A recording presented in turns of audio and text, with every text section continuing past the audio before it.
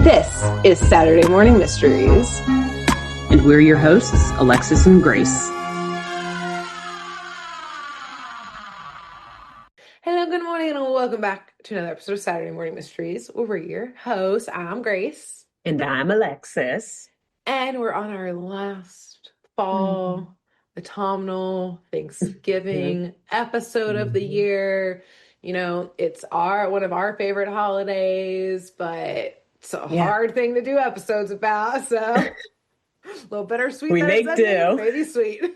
We make do. We make do. And yes, as a reminder, we can do any episode about any cartoon, a crime cartoon that has to do, mystery cartoon that has to do with fall. Something about November and fall and autumn. Whatever interpretation we want that to be, it's up to us. And Alexis, this episode is yours, so close us out strong. I will actually, very strong. I feel like we, not to toot my own horn or anything, but I am. It's going to be fucking awesome too. Just you wait. No, I'm actually very proud of the episodes that we were able to come up with. Like, we jokingly say nebulously autumnal Thanksgiving wise, but like, I think we kind of hit the nail on the head. We have. Yeah. We locked in this year. We did. We're like, we're going to find some good fall shit. Yeah, I think like the first year we called it like Pilgrim Crimes, and that was a few things, all like old school cartoons. And then we said, and then I think we said Thanksgiving or like kind of thing, something more like specifically. That. But it was kind of like and that's when we started bringing in dog shows. Yeah, and kind of bringing in fall. And now we're just like, fall? Do it. Anything. Please give me a leaf falling from a tree. Anything. I'll take give me a yellow leaf on the ground. I'll take it. So today's episode is actually right on the nose, though. It covers quite clearly the very holiday that we know and love so much. I was able to find one more, probably the last direct Thanksgiving reference of an episode. Okay. And it, of course, is from a show that we've not covered yet, actually. So I had to do some digging and searching for this one. Okay. The episode, I'll go ahead and say the name first to, again, not bury the lead. It's called Happy Pranksgiving. Pranksgiving. Okay. Pranksgiving. Yeah. And it comes from a 1990s reboot of sorts, I'll call it, starring some of animation's most famous and recognizable characters, none other than Tweety Bird and Sylvsester the cat from the Looney Tunes. Yes. Originally from Merry Melodies, which turned into the Looney Tunes in the 50s. That's right. The show is called The Sylvsester and Tweety Mysteries, which aired in like the late 90s to very early 2000s. Put this on the list, does it? It's mysteries in the name. Bookmark it, exactly. And I'm glad you mentioned that, mysteries in the name, because as we covered, basically, I think it's when we did either Jabberjaw or The Funky Phantom, we like kind of very briefly talked about this whole kind of wave of a theme of shows having to have like mystery solving after Scooby-Doo, basically. Like everything had to involve a mystery. Yeah. So in this show, we see Granny, the owner of Sylvsester the cat and Tweety Bird, and also a dog named Hector, traveling around the world solving mysteries because Granny apparently is some sort of world-renowned detective. Wow. And it's basically them just getting into antics while they're anywhere in the world trying to solve mysteries. Wow. So you picked a banger. Okay. A banger. And it's kind of funny, like, so literally, like, that's basically the formula of every episode. So I haven't watched that many episodes, but it goes by quickly. So, like, while I was working on this, a couple of other episodes passed after I finished my episode. And I was like, it's literally the same thing every single time. Okay. Granny gets called to solve a mystery. And while she is, like, trying to solve the mystery, the animals are all just running around whatever location they're in, chasing each other, getting into like Tom and Jerry, Looney Tune types of antics, while Granny actually doesn't actually do any investigation. She just kind of stumbles into an answer to whatever the mystery or the crime is, like by sheer luck. She doesn't even try to stumble into it. She'll just like, she's stumbling. Yeah, exactly. She'll just like open a door and be like, "Oh, hey, I found that thing that you oh wait, this guy's literally stabbing another person. I found him. Yeah, he's right here. There he is." Yeah. I see the murder happening. Yes.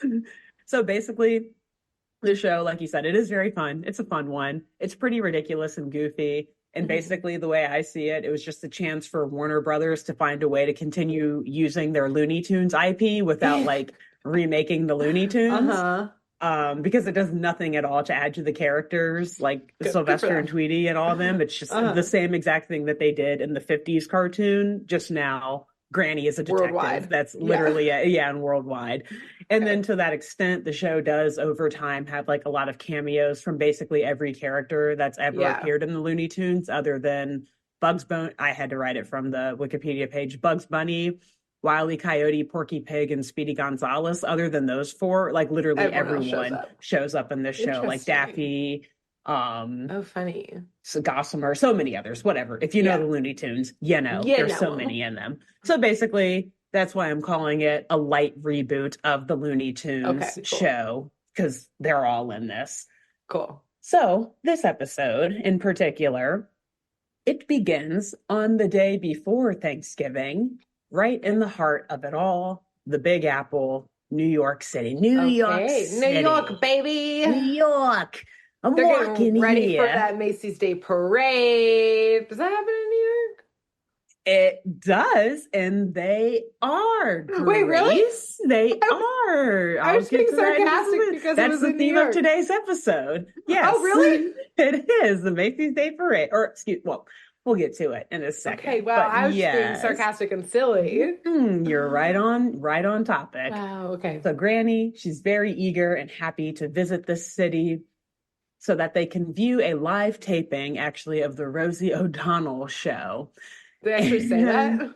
She does. She literally says that. They're outside of the theater. It's on the marquee. She's like, I love Rosie O'Donnell. She's so nice. She's the best. So clearly, this episode came out in the 90s. Yes, very 90s coded. And Granny has, of course, brought her entire fur family with her. Hector, the bulldog, Sylvester, the cat, and Tweety, the canary bird. Unfortunately, though, for Granny, her recreational plans are forced to the back burner when she is summoned to investigate a crime on behalf of some very powerful players in the city.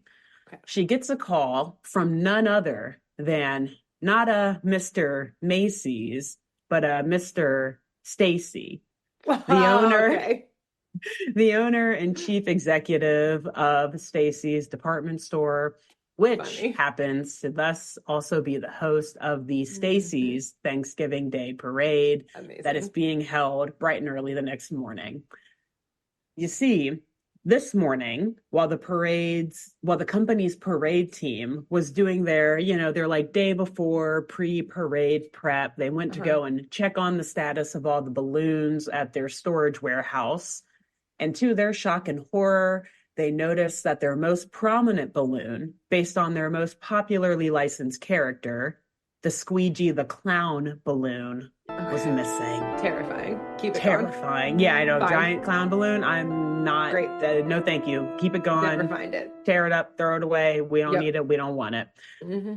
So Stacy and his assistant, Lewis, they recount these details to Granny. And she begins questioning the motive, like trying to like probe them for more information. Like, all right, what have we got here? And the first question for real is, why would anyone want to steal a giant balloon, let alone this one? Like, do you know anyone who would want this for any reason? But they aren't really able to provide her with any reasoning other than, I think Lewis says something like, I don't know, I mean, like maybe someone could cut it up and make a line of raincoats with it or something. Like that's all I can think of. Right? Guys, anyone? No? Guys? Okay. Yeah. Guys? Yeah. Trying to make sense of it. Doesn't seem to be coming together though. And as they finish explaining these few details that they have to Granny, and how urgent this mission or this investigation is for her, since the parade is literally tomorrow morning, in storms none other than Squeegee the Clown himself. And he is basically cussing up a storm to the extent that you can do that on a children's cartoon in the 90s. He's yelling, he's hurling all sorts of insults at Stacy, talking about the sham of an organization he runs. Like, how the hell do you let a balloon get stolen? I mean, and It's very true. A giant balloon, like, come on, Yeah, what are you doing? I need some logistics as to how this Yeah, happened. Okay. it's not adding up. But he also, most terrifyingly of all, threatened Stacy and the entire company with legal action if his balloon is not retrieved in time for the parade tomorrow. Damn. Okay, Now it's serious. Alexis. Yeah. You about to get All sued by a right. famous clown. That's not what you want. Yeah. That's not what you want. That guy got IP. Watch out. Exactly. So the stakes are now a little bit higher for everyone. Not only is the parade tomorrow, but Stacy does not want to be sued by one of his most profitable pieces of marketing, if you will, this clown. But Granny assures Stacy and Squeegee that she'll get to the bottom of this. Everything will be fine. It's all good. She uses her nice soothing Granny voice to calm everyone down. But it doesn't really work. Squeegee is still pissed, and he leaves, and he slams the door shut. He's stomping out of there. He's like now, pointing is he wearing to his his lawyer. clown outfit? Oh, he's in a full clown outfit. So yeah, he's red stomping nose, out in like the face giant paint, shoes? giant shoes. He's got like the bib thing around his neck. Yeah. I feel like Also, I don't know if it's more scary or like Yeah. not to be taken seriously if a clown was yelling at me like that. yeah, it depends. Depends on the makeup. His makeup is I think it's friendly enough that you're Okay. like, oh, okay, I can't take you seriously. Okay, but it okay, can turn okay. quickly because he's so angry that it doesn't matter what he's wearing. It's like, oh, This you've got guy's problems. gonna Yeah, shit out of us. Okay. you've got problems. But I will also say too, his lawyer, I think, is with him, and it's just like a short guy also dressed in a clown outfit, but he's in a suit. Yeah, who went Like to clown he has like a college and clown got his wig and JD. makeup, but a nice suit on still. That's amazing. So very funny.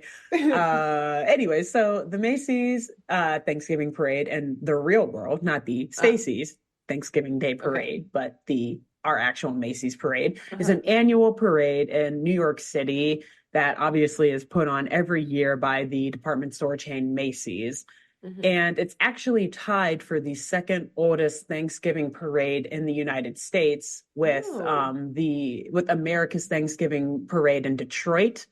So those two are tied for second. And the first oldest is the Philadelphia Thanksgiving Day Parade, which first started in 1920, while Macy's and Detroit's started in 1924. So just they're super old. Actually, wow, so that means last year was the 100th anniversary of Macy's. I don't remember them like making a deal of it last year.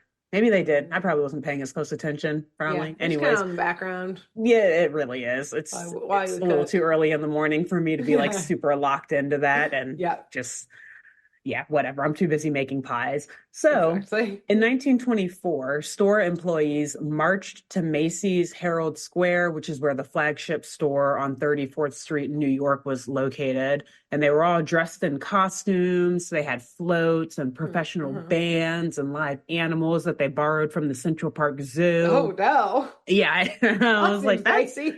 Interesting. They did not continue that part of the tradition for long. Yes, they replaced them with balloons like 2 or 3 years later, as we'll get to. They're like, we're not going to use live animals. Imagine just like a Siberian tiger or something, or just like a lion. Definitely got bitten for sure. Oh, absolutely. But as we'll talk about later, the balloons, maybe not as dangerous as zoo animals, but there have been plenty of dangers from those too, which we will talk about. Yes. I'm thrilled. Okay. Balloon crimes, if you will. That's our tangent today. I cannot wait. Yes.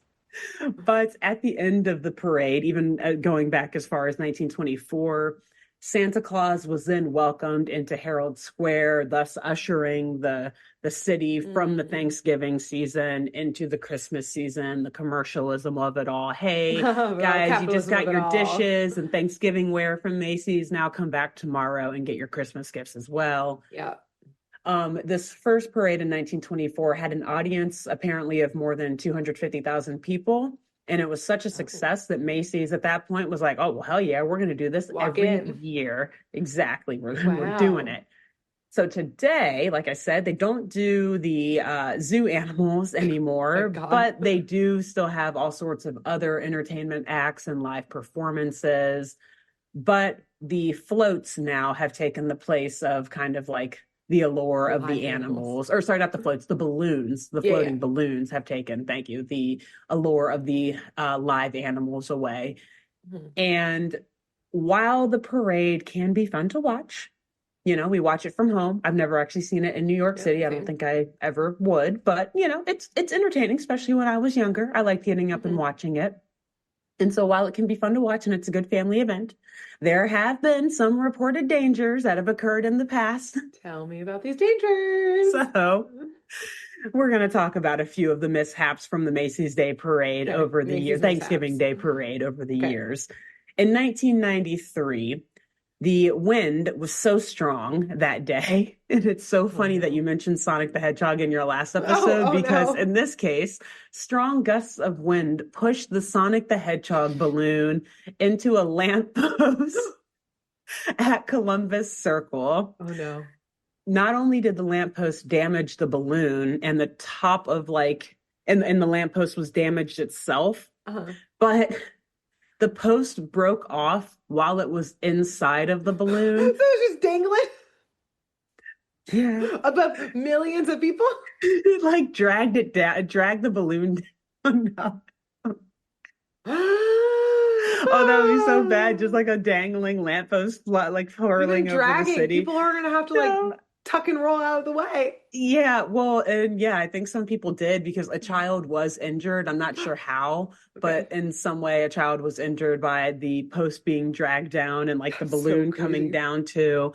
And I think also an off-duty police officer. So I don't know if the off-duty police officer was a dad. He was obviously just watching the parade. I don't know if he had any relation to the child or not, but those two were injured as a result of that.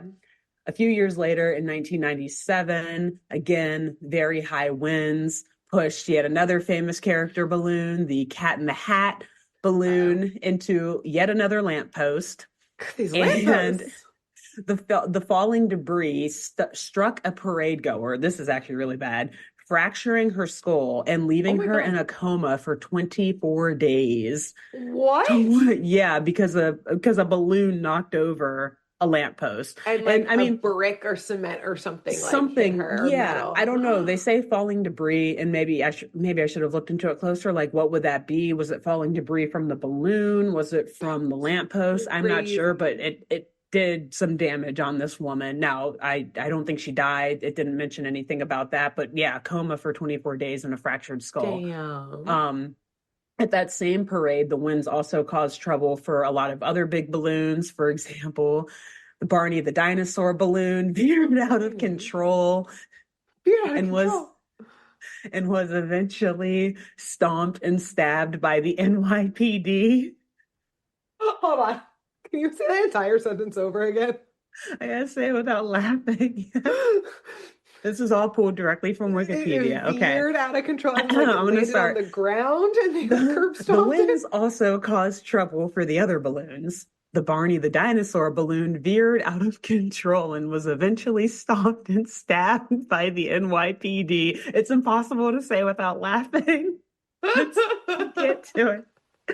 They stomped can you imagine the NYPD get down or just cutting it so that it just deflates and That's so what was it about to run into that they had to resort to this? They didn't say, but yeah. I'm gonna try and find a video of that.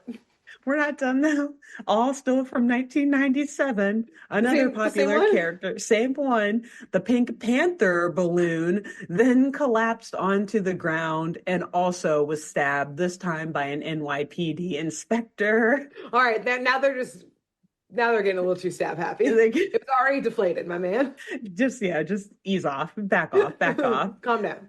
These multiple instances, all from the same parade, became so high profile and proved so much danger for the city that then Mayor Rudy Giuliani formed a task force in response.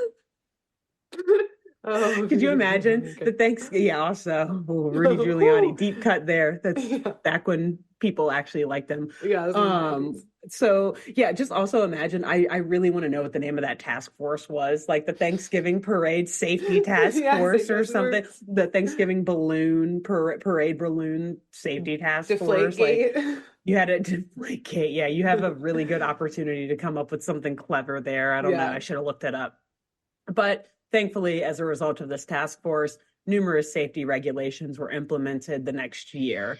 Mm. But there's only so much you can do to fight Mother Nature and the wind because Uh-oh. near disaster struck yet again in 2005. So quite a few years later, Okay. maybe there were some other incidents that weren't as high profile between then, I'm but sure. the next big one was in 2005 when the M&M's balloon collided with the streetlight yet again in Times Square. Gotta keep these balloons higher, my people. I What's going know. on?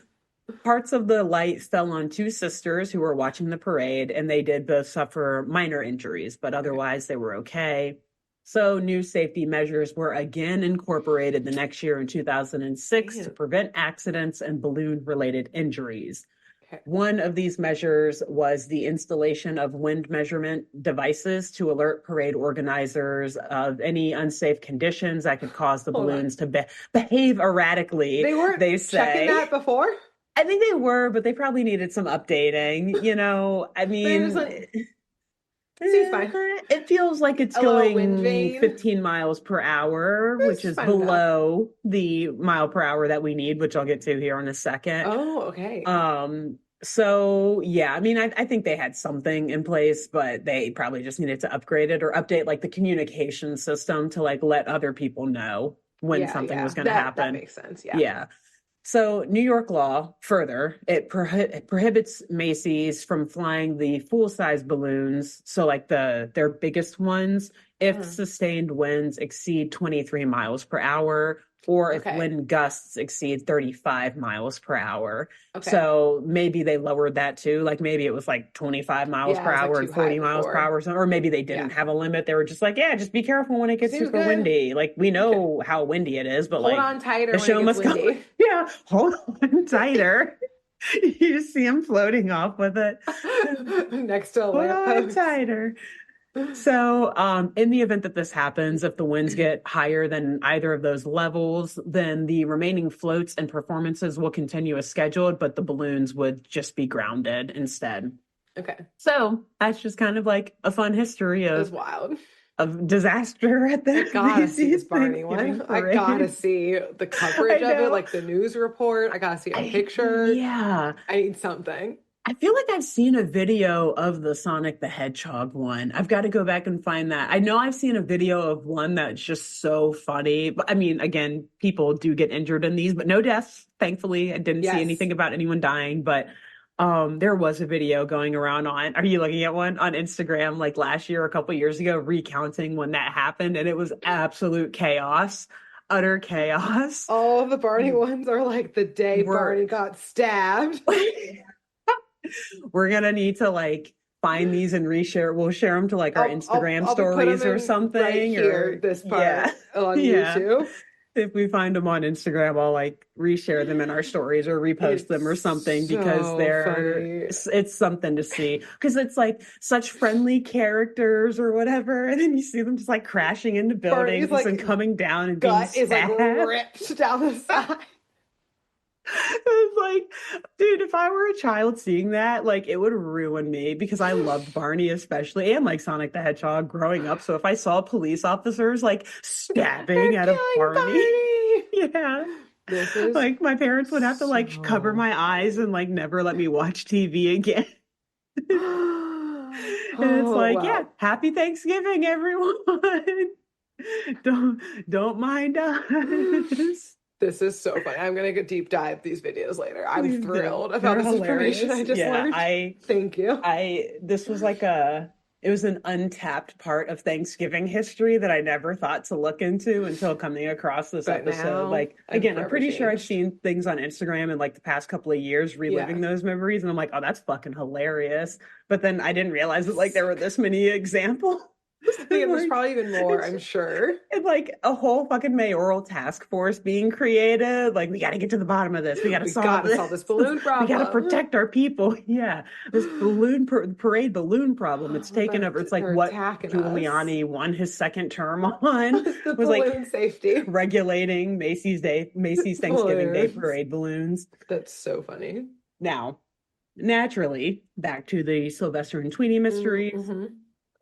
Stacy's headquarters, it is obviously also in a skyscraper right downtown.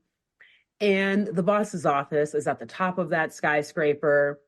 And at the bottom of it, it would appear that there's like a massive mall, obviously equipped with a Stacy's department store. Mm-hmm. In this department store, it's buzzing with all sorts of pre-holiday sales and deals. And so as Granny is trying to leave, she's like asking someone for directions, like, hey, where do I find the escalator to get out of here?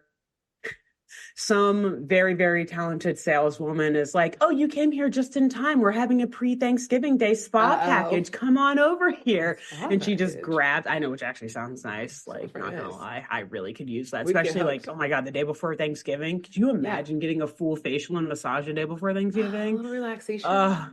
We're getting old.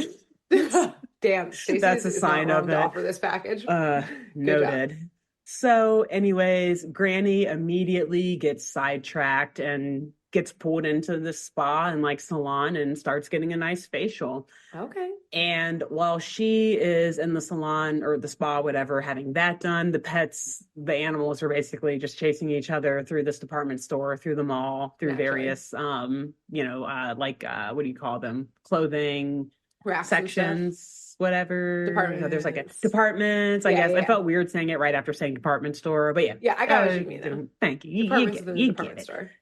Anywho, after Granny finishes her treatment, she's like, oh shit, like a lot of time has passed, and that case I was working on was kind of urgent. Like, I should probably get back up there, check in on them, see if like they have any updates. Find it yet? Did you guys find it? Because I sure didn't. I was just getting a very nice chemical peel. Yeah. I checked the spa. It wasn't there. That's not there. That's the only place I've been. Yeah. Tell me where I should check next. Yeah. So she goes back up there, and as soon as she gets back into the office, she sees that Squeegee the clown is back in there too. And he and Stacy are going at it. They're arguing, they're yelling, poking each other's chests, again, threatening lawsuits. Tensions are high. Okay. Yeah. Lawyers are on speed dial. Like, they're ready to press the button at any minute their noses now. To call each other. Yes. Basically. And Granny, she just kind of rolls her eyes at them arguing like this. And she walks over towards a window and admires her rejuvenated face kind of in the reflection of a mirror of the window, kind of looking like, oh my God, that facial did wonders for me. I feel like a new woman. Yeah. What about this whole case again? What's going on? Who? And as she is rolling her eyes and kind of shaking her head at these bickering men, and as she's kind of looking at her reflection in the window, she sees something in her peripheral view. Not just anything. The missing balloon. Kind of. Oh. Yes. So she calls Stacy and Squeegee over by the window to take a look, saying, hey, I think I figured out our issue here. And they both run over to the window to see what she's talking about. And they immediately, naturally, look up, thinking that they're going to see this balloon flying high up in the sky, floating away or something. Granny shakes her head and says, not up there, down there. And she points down. On a lamppost. On a lamppost. Are the police being stabbed by the NYPD? No, but it is on the sidewalk where they see many stories below a bunch of people huddled together with open umbrellas as it has now started to rain. Okay. And we see the face of Squeegee the clown printed out on various umbrellas, looking right back up at Granny, Squeegee, Stacy, and their assistants. You see, Stacy, he then turns at his assistant, Lewis, the one who before was like, I don't know, maybe someone could steal the balloon and turn it into rubberware, to a new raincoat. Yeah. Stacy asks Lewis, why is our rubberware plastered with Squeegee's face? And Lewis, he comes clean and he nervously explains to Stacy that it was an emergency situation. They ran out of their typical retrofitted rubber And in a quick and hasty decision, Lewis, he had no other options. And the motto at Stacy's department store is the customer is always right. We do everything for the customer. So I cut up that Squeegee the clown balloon and I used it to make umbrellas and raincoats, which are very obviously in demand right now. As you can see, they're selling like gangbangers. Crime is supply chain. Yeah. Logistics. The crime is supply chain. Perhaps tariffs. I don't know. Maybe. So funny story. The balloons from the original Macy's Day Parade, maybe even today, they're made by Goodyear Tires, who is headquartered in Ohio, actually. So I was like, something happened in Ohio. Something happened. They couldn't get their rubber. The river in Cleveland was on fire. Yeah. They couldn't get it through. They couldn't get it. Everything had to get shut down. Wow. That's all I got. I don't know. But yes, so as it turns out, Lewis, he was just trying to be a good businessman. He was just trying to live by the motto of the company, which is the customer deserves the most. It's always for the customer. And yes, they turned that balloon into a rainwear line. Now, at first, Squeegee is pissed because this is not what he agreed to happen to his balloon. Exactly. And because his face now is all over this stuff and he has not given them permission to put his face on this line of things. Those lawyers are. Oh, the lawyers are still on speed dial. His finger is on the phone. He's ready. But before he can really go all in on Stacy about how angry he is at this, Stacy sees a business opportunity here. He sees this as lucrative. He sees these balloons or these umbrellas are selling like crazy. Every single one of them. The jackets are going off the racks like quick as he could imagine. And so he leans into Squeegee and he says, "Listen, I'll cut you 50% of the profits and we'll rename it." This is why this guy's in charge of Stacy's. Exactly. That's why he's a magnate. Exactly. And he's like, "We're going to rename our rubberware line Squeegee Wear. You get 50% of the profits. Nobody gets sued. What do you think?" Nobody gets sued, right? Without any second thought, Squeegee immediately hands him his hand, like, "Put her there. We got a deal. Done. I'm out. Let's go. Come on, lawyer. Let's go." Granny puts her hand in too for like a cut of it. Huh? 20% for Granny? Yes. No. 10? No. Okay. 5? 2? No. Just a free facial. I'll take it. Okay. I guess that's fine. That's fine. And in the end, Stacy invites the entire gang to an exclusive Thanksgiving dinner in his executive dining room tomorrow, which happens to also have a front row seat to the balloons passing by in the parade. Better be inside, not outside. Exactly. It is inside. It's all glass walled. Yeah, they are far away from any lampposts that may or may not do damage to them. Yes. Good. And hilariously, we learned that Squeegee the Clown actually had a backup balloon this entire time, as we see another balloon shaped like him moving past the windows, right? As Granny's like serving up some turkey. Squeegee is the businessman here, clearly. Oh, he knows. And it's actually very funny. Balloon still? Here's how he got this backup balloon. He tells the group, actually, that he got it from the French Lick, Indiana Mardi Gras parade. And he got this on loan after calling in a favor from the one and only Larry Bird, legendary Boston Celtics basketball player from the 1980s, nicknamed the Hick from French Lick because he was born and raised famously in French Lick, Indiana, for those who don't know. And that's the end of the episode. What?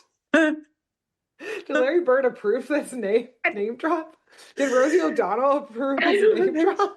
I feel like at that point, if you're mentioned in a Looney Tunes thing, you just got to let it happen. You've made it. Right. Yeah. But they very quickly could end up like Squeegee, like, "My lawyer's on speed dial." Okay. I don't get it. I do not approve of this. Squeegee came out on top of this episode. He did. Mm-hmm. Damn. Yeah. Which, I mean, actually, the way you say that makes me realize he really did, because he didn't need to cut that deal. He was going to have a... Yeah, he was going to have a float the entire time, or a balloon the entire time. I don't know why I keep calling them floats, because balloons float, I guess. Yeah. That's how basic my mind is. Yeah. Yeah. It makes sense. Yeah, and then he gets 50% of that Squeegee wear line. Like, shit. Now that is a businessman. Don't doubt the clown. Okay? Yeah, that makeup. Do not doubt the clown. Deceiving. Mm-hmm. Deceiving. Exactly. It hides his true intentions. Yeah, exactly. I never trusted clowns, now even more so. Exactly. I was already on the fence. Now we're all the clowns. They run the circus now. Look at me. Look at me. I run the circus now. I'm the captain I'm now. the captain now. I'm the ringleader now. I'm the ringleader. Wow. That was wild. I've learned so much. I feel like I learned so much this episode. Yeah, and in a very short, condensed amount of time. That's why it was super short, and literally, like, I'd say about 70% of the episode is just Sylvsester and Tweety and Hector chasing each other around this mall. Like, nothing happens. Again, Granny does nothing. She gets summoned to solve this mystery. She goes to a spa. She goes back to their office and accidentally finds the balloon outside of a window. She does no investigation. And this is the formula, Grace, for every episode I have now found, and it's incredible. Yeah, she literally incredible. Gets a little treat for herself. You know what? This shows the importance of self-care. You know? Exactly. She needed that spa time to then walk out. Massage. She went to the window to reflect, to check herself out. Exactly. She wasn't stressed about it. She just... She's that is a good point. Sometimes you just need to let yourself relax, and then you'll come to the conclusion that you need to come to. That's the lesson of this episode. Then you'll find the solution. You'll stumble upon the solution. Wow. Exactly. I'm inspired. The lesson is have a moment of zen on Thanksgiving morning. The day before Thanksgiving, just take it easy. Be calm. If you're hosting for your first time, don't get overwhelmed. Be like Granny. Just breathe. Take a second to ground yourself. Look outside the window. And then maybe your meal will just prepare itself and your house will clean itself. And then your in-laws will love you forever and life will be good. And that's the end of it. Done. Everything's great. And I don't know, maybe you'll see a Barney get stabbed. Who's to say? Cannot wait to find those videos. Man. I'm gonna rabbit hole myself for hours. But glad that I came across the stories too, because I was like, I need something else for this, because I don't know how long this episode is. Maybe like 30 minutes. I don't know. I was like, I got to talk about something else. Wow. Well, Macy's Thanksgiving Day parade balloons falling on people and hurting people. Thankfully, and no one is stabbed. And getting stabbed by the police. Mayoral task force. Funny. Oh, this is right up our alley. I hope they were proud of themselves that day after they stabbed Barney. I hope you were proud too. I hope they felt better. I hope their kids saw that too, and that they made their children proud. Daddy killed Barney. Daddy killed Pink Panther. Never watch those shows the same way again. Really? And so that brings us to the end of our nebulously fall Thanksgiving autumnal November arc. Like I said, I think we kind of hit the nail on the head this year. I think we did a good job. We got some really straight up fall and Thanksgiving themed episodes. We really hit the balloon on the lamppost this year, you know? Yes. Just fucking wrecked it. Knocked that whole shit over. Wow. Good. And now we move on to our third favorite. What is it? One of our other favorites. Yeah, we love it. Another one of our favorite seasons / holidays. Actually, our favorite holiday is our birthdays, which both of which occur in this next arc practically-ish. So I'm excited for the winter arc, and happy Thanksgiving, everyone. I guess it was a couple of days ago as of this recording. So I hope you guys enjoyed it, and I hope you guys are ready for winter holidays if you're in America, that is. But until then, Grace, when you do your episode next week, who should they tell about this podcast? I think you should tell someone who makes balloon animals. Nice. I don't think we've done that before. I don't think we have either. Nice. Tell someone who makes balloon animals. Give them maybe a trigger warning at this episode. We talk about balloon violence. Yeah. Balloon violence. It might hit them harder than the average person. Balloons. Yeah. Give them a heads up. True. Yeah, I think there was more violence against the balloons than there was against the humans injured by the balloons. Yeah, exactly. Yeah. And then who else should they tell about our show? Then you should tell a clown.